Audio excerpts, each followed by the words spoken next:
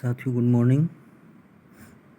साथियों हम 163 तक रिसर्च एप्टीट्यूड की सीरीज़ में क्वेश्चन कर चुके हैं।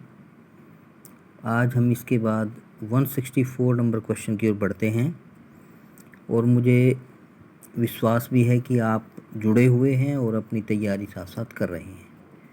थोड़े थोड़े क्वेश्चन करते रहेंगे। डेली का रूटीन एक्चुअली क्या होता है कि नेट और जीआरएफ के लिए जो रेगुलर स्टडी मीन्स कि एक रूटीन वर्क बहुत ज़रूरी है। अगर आप एक दिन में ही 50 क्वेश्चन कर लें फिर 6 दिन पढ़े ना तो उसका कोई बेनिफिट नहीं है। बेनिफिट आपको मिलेगा जब आप रूटीन में स्टडी करेंगे। चाहे आप 5 क्वेश्चन डेली करें, 10 करें, 15 करें, लेकिन एक रूटीन में रहें, ये सबसे बेस्ट है। चलिए आगे बढ़ते हैं हम 164 नंबर क्वेश्चन की ओर। देखिए ये पहले की तरह ही क्वेश्चन है जैसे पहले हम पढ़ चुके हैं। नीचे 2 कथन दिए गए, कथन 1, कथन 2। निर्जातीय शोध में नैतिक सिद्धांतों का हठधर्मी अनुप्रयोग संभव नहीं है। दूसरा है जानकारी सहित सहमति का सिद्धांत सैद्धांतिक है क्योंकि पूर्व जानकारी से शोध के निष्कर्ष के प्रभावित होने की संभावना है।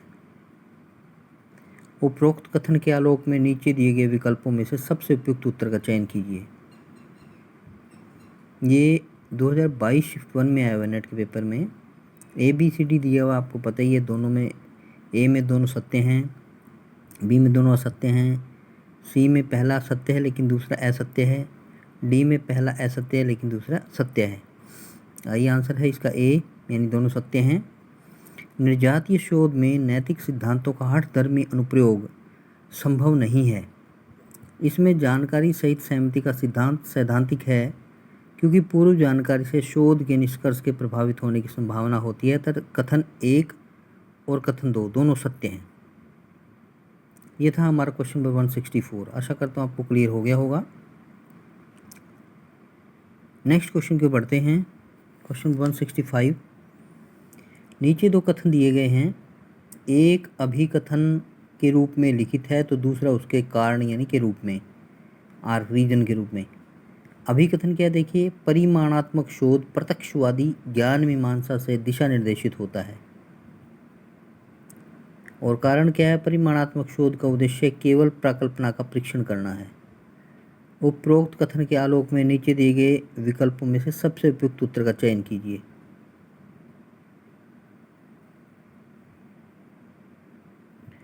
ABCD 4 आंसर दिए हैं। देखिए D इसका आंसर रहेगा कि A सही नहीं है लेकिन R सही है। अब देखिए एक्सप्लेनेशन को पढ़ते हैं हम। अच्छा दिया होता है एक्सप्लेनेशन। मैंने आपको पहले बताया कि जो एक्सप्लेन किया हो उसको ज़रूर पढ़ें, उसमें से आपको क्वेश्चन मिल सकते हैं, मेरा ये मानना है। थोड़ा सा ध्यान से करेंगे तो उसमें से क्वेश्चन निकलते हैं हमारे। देखिए परिमाणात्मक शोध का उद्देश्य है केवल प्रकल्पना का परीक्षण करना है। परिमाणात्मक शोध आंकड़ों पर आधारित होता है और इसका निष्कर्ष भी आंकड़ों द्वारा निर्धारित होता है। यह अपेक्षाकृत घटना और इसके परिणाम या प्रभाव के बीच संबंधों पर केंद्रित होता है।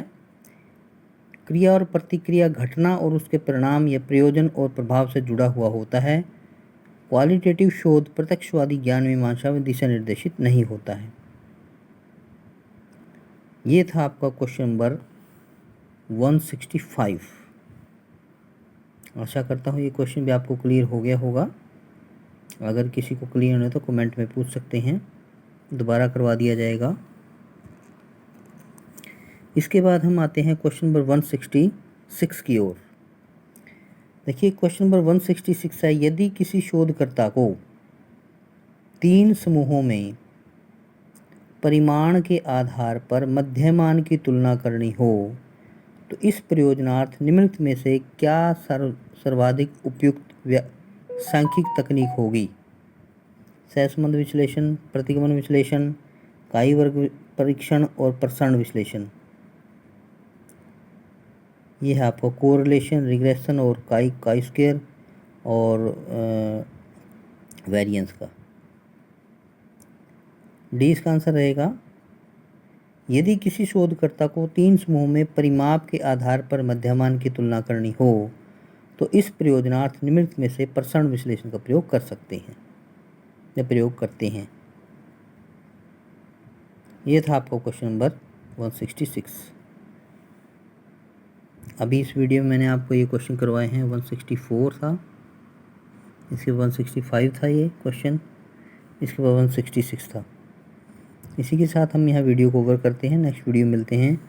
बने रहिए मनोहर ऑनलाइन एकेडमी चैनल के साथ और अपना समय इस पर इन्वेस्ट कीजिए जो आपको फ्यूचर में benefit they. Thank you all. Subscribe करिए, शेयर करिए।